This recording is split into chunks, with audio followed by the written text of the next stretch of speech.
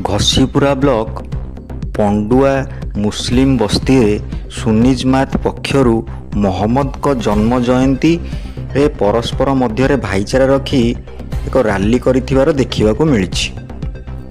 Ghasipura block Pandua Sunni जमात पक्षरु मोहम्मद को जन्मदिन उपलक्षे एक जुलूस रैली रे गोला छक ठारू बाहरी पूरा गाँ परिक्रमा करा जाइथिला।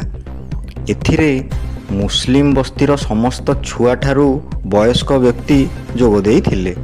मुख्य अतिथि भावे बीजेपी नेता डॉक्टर शंभुनाथ राउत सर, पूर्वतन मंडल सभापति अनादि साहू, संदीप जेना, रवींद्र कुमार पंडा, चगुलू ओझा प्रमुख जोग देइथिले।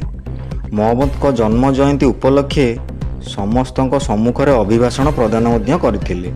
परस्पर मध्य भाईचारा किपरि बजाय रखिबा पाई मध्य परिक्रिया देई जातीय पताका एवं झंडा धरी बुलिथिले। आज देखंतु गोटे भारत वर्षर पारंपरिक रीति रे आज ईद मिलादिन नबी है।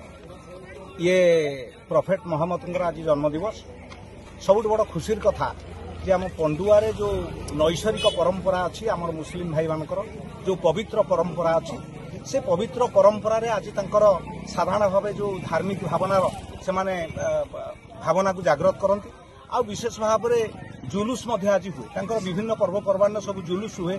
मोहरम रे मध्य जुलूस हुए। जुलूस माने मु आपन को सूचय देवाई चाहूँगी जे एटा हूँ गोटे प्रकार राली टाइप रो हुए जोटा कि धर्म भावना भितर से माने बुड़ी रही भाई माने भौणी माने छुआ माने समस्त जाइए राली रे जोग दियंती।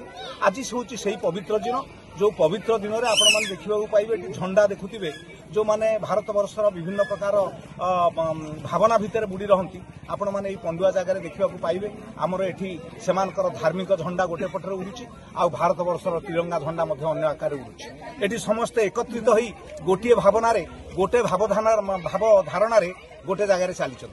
आमको मध्य आज आम सौभाग्यर दिन मु जदिओ भारतीय जनता पार्टी बीजेपी विधायक प्रार्थी घसीपुरा लड़ी मते आज भाई माने एठी निमंत्रण करथिले। मु तांको सहित मध्य जुलूस रे से जो रैली रे मध्य एकत्रित होइकि तांको सहित गली। सेमान मध्य भारत मातार नाराई मध्य दउचंती।